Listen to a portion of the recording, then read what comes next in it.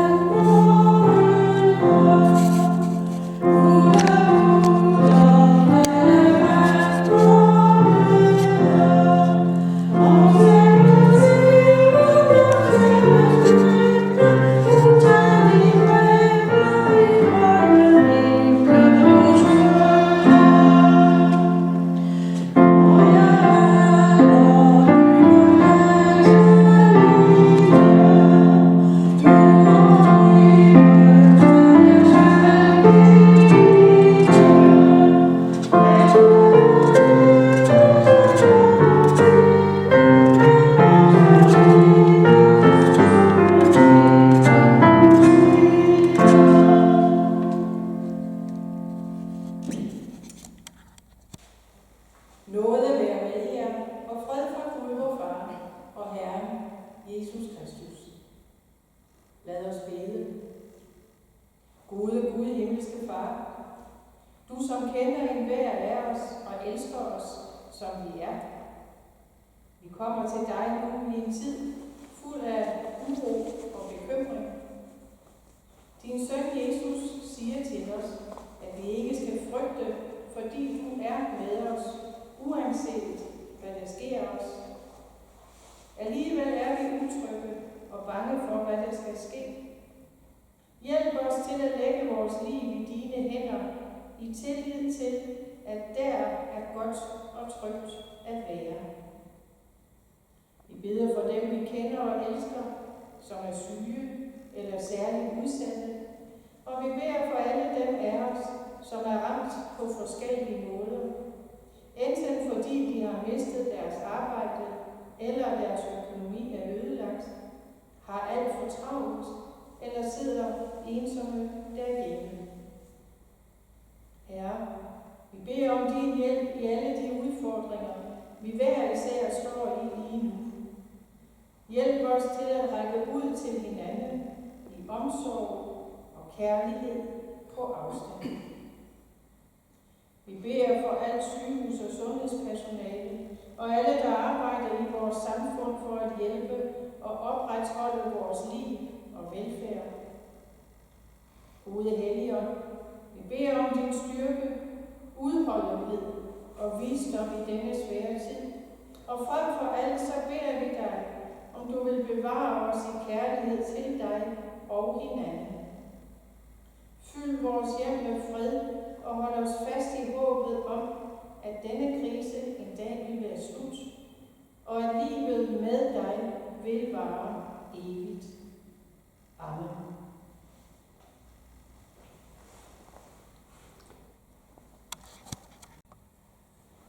Dette hellige evangelium skriver evangelisten Johannes. Jesus sagde, jeres hjerte må ikke forfærdes. Tro på Gud og tro på mig. I min faders hus er der mange boliger. Hvis ikke, ville jeg så have sagt, at jeg går bort for at gøre en plads rede for jer. Og når jeg er gået bort og har gjort en plads rede for jer, kommer jeg igen og tager jer til mig, for at også I skal være, hvor jeg er. Og hvor jeg går hen, derhen kender I vejen. Thomas sagde til ham, Herre, vi ved ikke, hvor du går hen. Hvordan kan vi så kende vejen?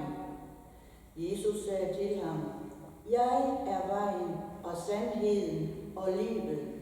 Ingen kommer til faderen uden ved mig. Kender I mig, vil I også kende min fader. Og fra nu af kender I ham og har set ham. Filip sagde til ham, Herre, vis os faderen, og det er nok for os. Jesus sagde til ham, så lang tid har jeg været hos jer, og du kender mig ikke, Filip. Den, der har set mig, har set faderen. Hvordan kan du så sige, vis os faderen? Tror du ikke, at jeg er i faderen, og faderen er i mig? De ord, jeg siger til jer, taler jeg ikke af mig selv, men faderen, som bliver i mig, gør sine gerninger. Tro mig, at jeg er i faderen, og faderen er i mig. Hvis ikke, så tro på grund af selve gerningerne. Og vi skal nu synge det næste salme, som er salme nummer 379 i den nye og 338 i den gamle salmebog. Og den hedder, Der er en vej. Thank you.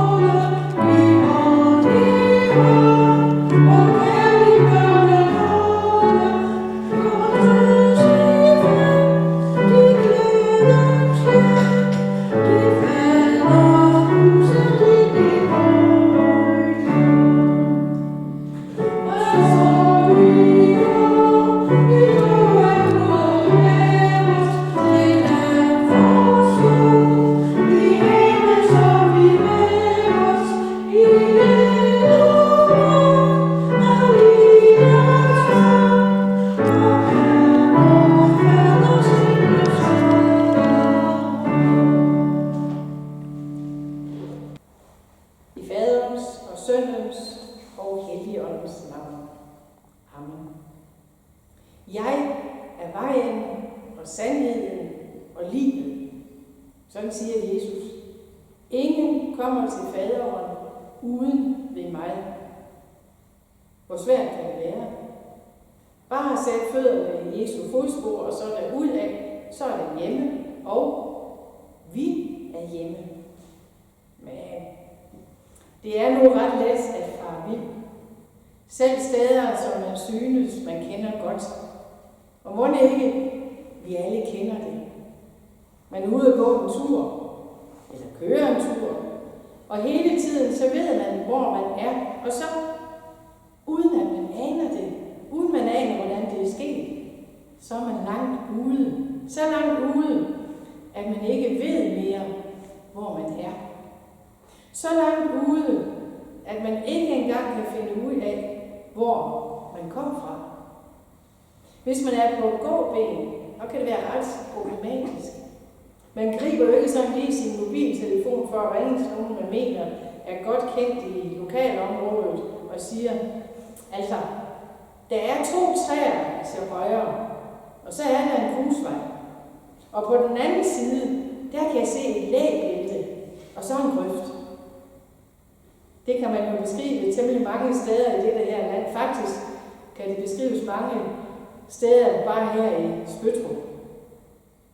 Er man nu i bil, kører man bare videre ud af den vej, man er på, og håber på, at i hvert fald på et eller andet tidspunkt, så kan man få et vejskilt at se, der kan pege en i retning af et eller andet, man kender. Men det kan stadig tage forbløffende lang tid, og man kan virkelig få set ukendte steder på den måde, tro mig. Eller tænk bare hjemme hos os selv.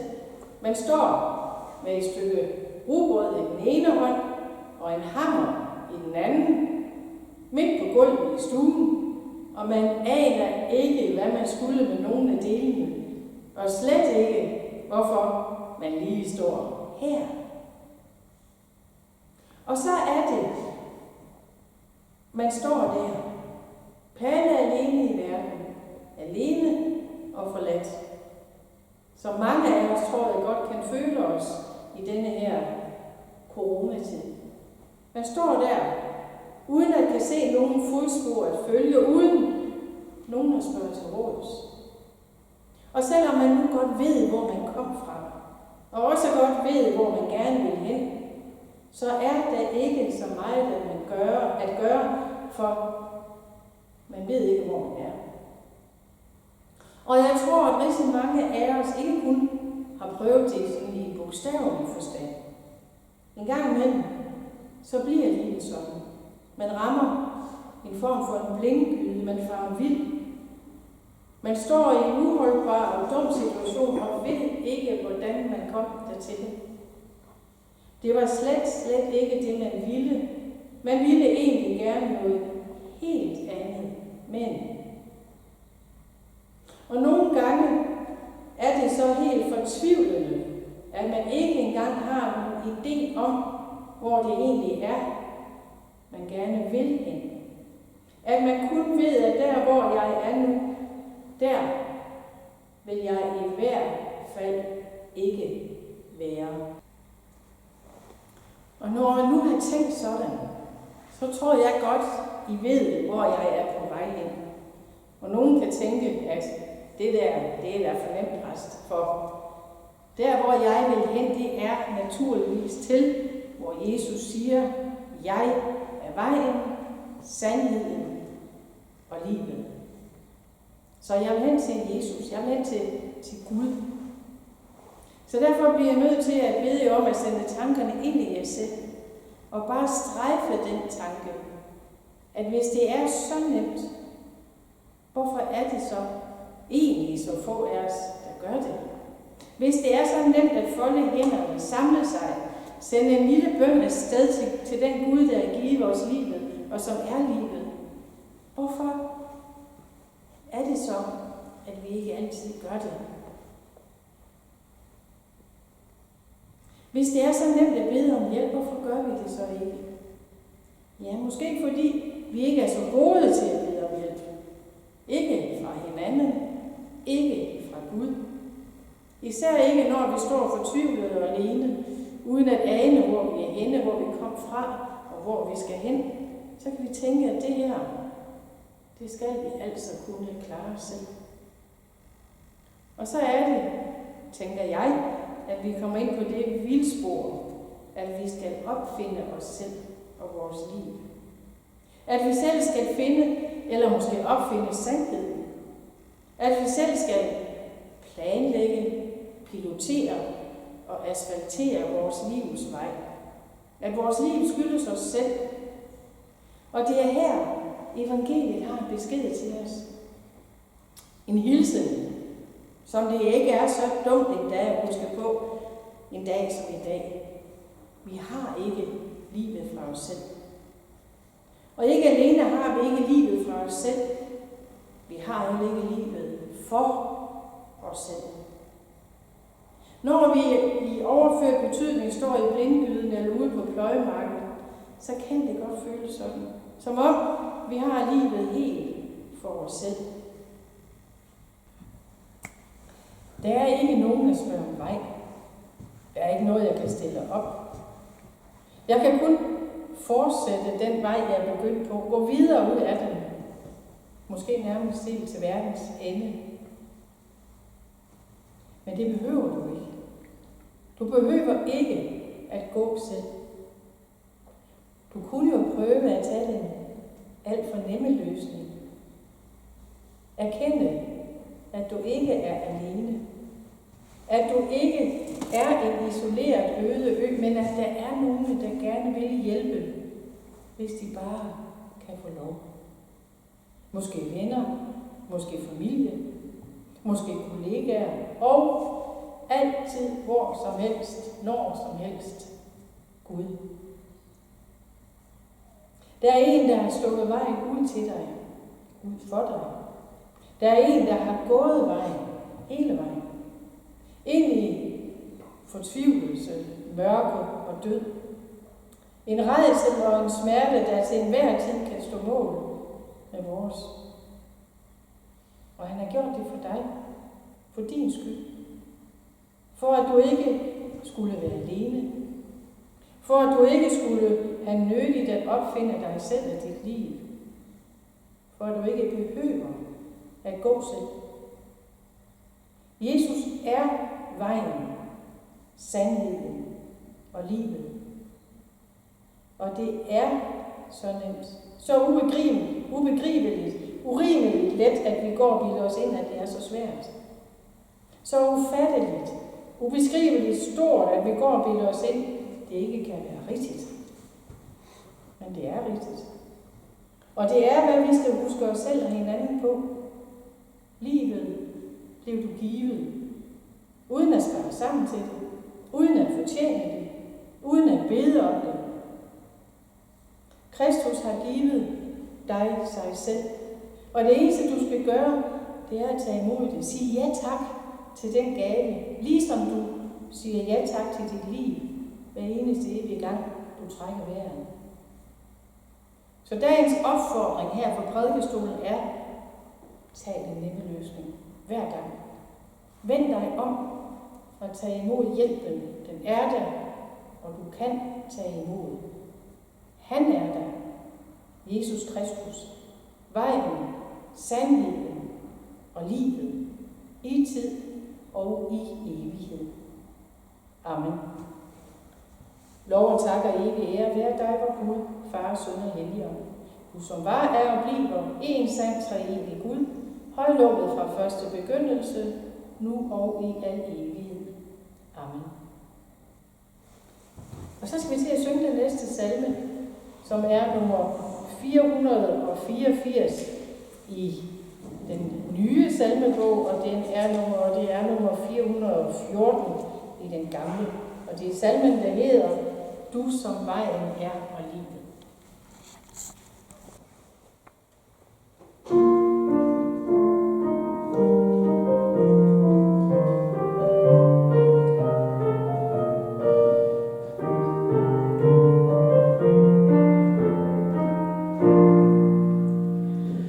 Du som vejen er og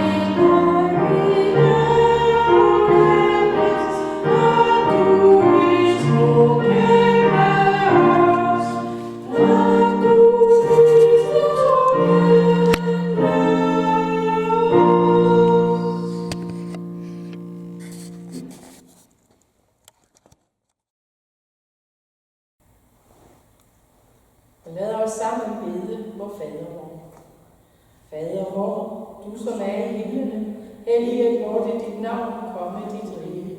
Ske din vilje som i himlen, således også på jorden.